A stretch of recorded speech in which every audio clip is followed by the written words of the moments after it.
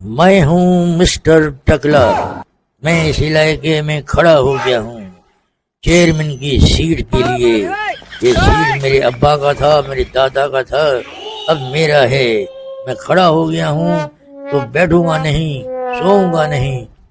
दुश्मन जो भी हो, अपोजिट का कोई भी मेरे सामने खड़े होने की कोशिश ना करे, बल्कि लेट जाए। बात समझ में आ गई तो ठीक है, वरना सही कह रहे हो टकले, सही कह रहे हो। अल्ले क्या मत है। ये वरी हमारे इलाके में खड़ा हो गया है गंजू, जिसके सर पे बाल नहीं है वो हमारे इलाके को क्या देवेगा? नाली देवेगा, रोड देवेगा। पहले अपने सर पे बाल तो लावे।